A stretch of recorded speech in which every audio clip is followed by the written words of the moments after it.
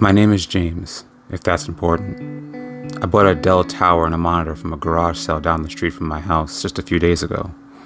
It was a quaint little hovel, a rambler blue in color, with a nice yard and flowers in full bloom in pots near the windowsills. Speaking to the lady running the show, she showed me the computer and told me it was to make an offer. I had her at $40. She smiled, a full set of brown teeth, almost wooden in color, and took my money. All she said was, "All sales are final." Got it home, fired it up, and it functioned perfect. I had plans to make it a work computer for my shop, and it fit all the specs for what I needed. Worked like a charm, basic Windows setup, and when it went to the name and profile of the previous owner, the only name was Vicarious. Strange. No password or anything, so I clicked it. It opened up to a plain background of the field in the distance, one icon on the top of the screen, a folder, named Vicarious as well. Inside were over 20 Word documents, all titled under names: Andrew, Angela, Martin, Lucy, Jacob, and on and on. Then at the very bottom of the list was a strange name, Tim Galladoon.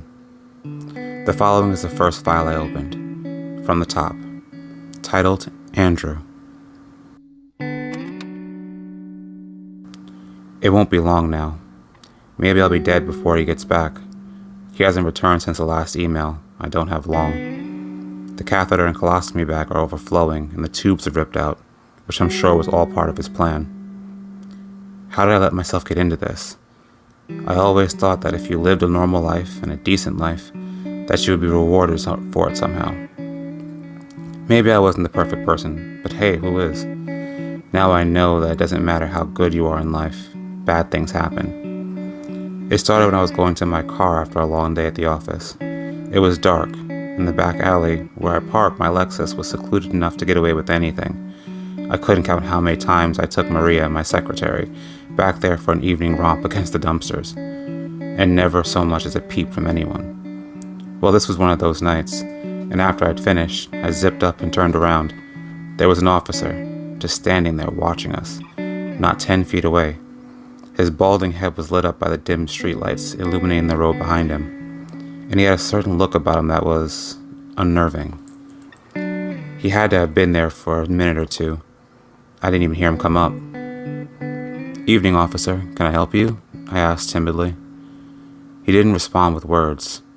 Breathing heavily, he drew his firearm and shot Maria in her pretty face. I felt the bullet whiz right by me.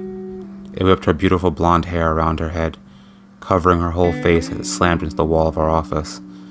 Blood and a perfect spatter appeared behind her head, and she slid into a pile. "Jesus, please, don't kill me. I have a family," I stammered. The last thing I remember was being hit over the head with something black and smooth. I remember the officer's badge name perfectly. Galladoon. I woke in a dreadful state. I'm strapped to a hospital bed with zip ties, and there is some device on my head that holds my eyelids open. My head is strapped in place, and a makeshift headset rests over the eyelid stretcher. I'm typing via voice recognition software from a laptop that my captor, or captors, has set up in front of me. I'm supposed to watch a video that he sends in an email every 6 hours. A video of him murdering someone I love. He already's taken my son, Andrew. I watched in horror as he plunged the knife into the throat of my only son over and over until he stopped moving. He was 8. The dark man said if I don't give him another name when he returns, he's going to take my feet. I'm so frightened. I tried to resist the first time and he cut off my hand, then cauterized the stump with a blowtorch. He then put my precious hand on a flat iron skillet across the room from me and fried it up. I don't think he wants me dead, yet. He enjoys this, my total despair. It's scary how good it smelled, like barbecued pork. I watched him strip the meat from in between the bones of my hand with a fork and knife from my vertical position hotbed. He pulled the dark mask up enough to show his Caucasian mouth and brown teeth, and slowly savored each bite, moaning occasionally in delight. I passed out shortly after from shock. I was able to find a text program on this computer and message my wife, Angela, but she hasn't responded. She doesn't usually answer unknown numbers, let alone text, so I'm probably screwed. Or she's screwing the accountant again, which wouldn't surprise me. I notified the police, but they can't trace this location for some reason. You'd figure they'd have some technology to do that, right? The dark man told me to try to escape. In fact, he encouraged it. He wants me to do something stupid so he can eat the rest of me. Who do I choose next to die? Better question, how do I choose? He told me he would know if I chose someone I didn't care about, or someone, and somehow I believed him. Like he knows what's in my heart. He talks to me when he comes back from his hunts, about things no one could possibly know about me. How I cheated on the IRS, my wife, and my company all within a month. How I defended murderers and thieves, and only cared about the bottom line. He was right about everything he said, and that's the most troubling part. Somehow this guy knows everything there is to know about my life and transgressions. I know one thing for sure now, my death will be slow. I'm now running down the list of all the people I care for in this life, actually care about. God help me.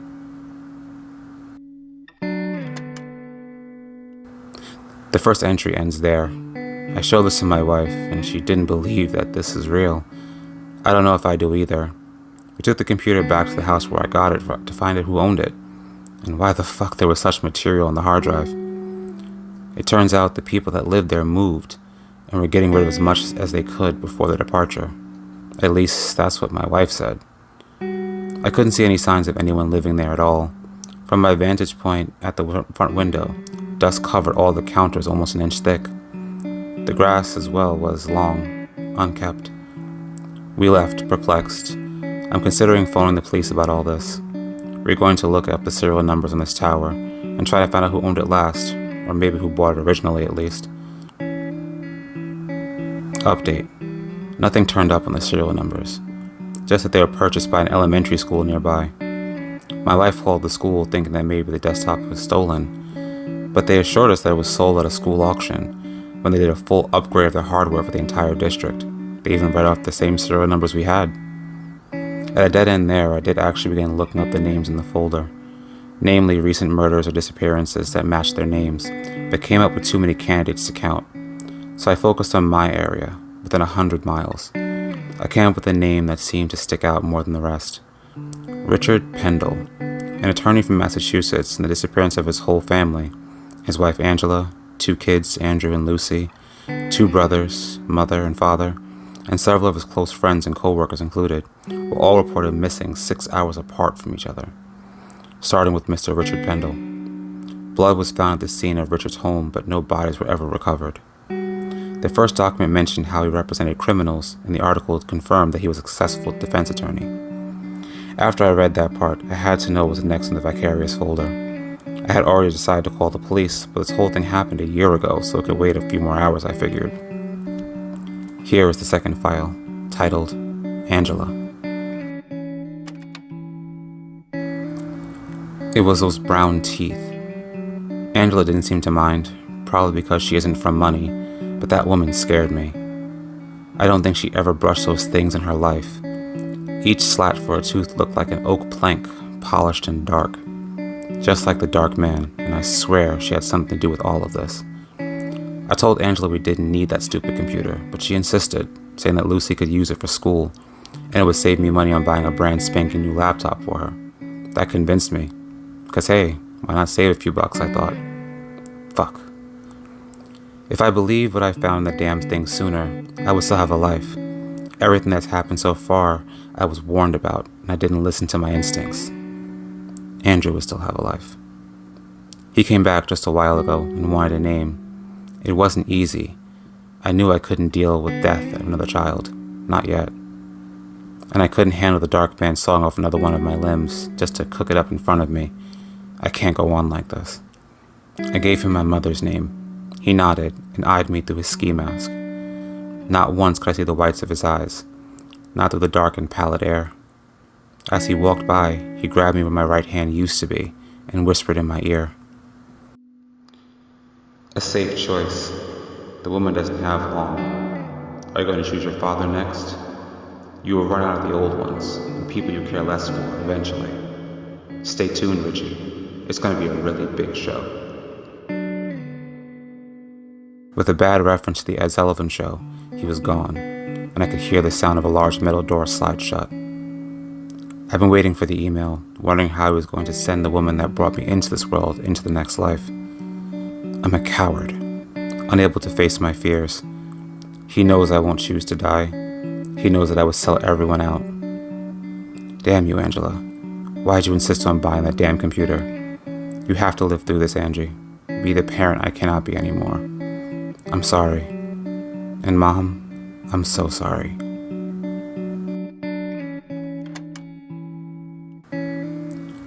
We are leaving town. Just finished packing. My wife insisted we call the police, but I told her we can wait until we arrive at our destination. I couldn't risk our lives staying in this house any longer. The feeling that I'm being watched is stronger than ever now. And I could have sworn that same woman who sold us the damn machine is standing on the street corner, just outside of our house. I own a gun, and it's loaded.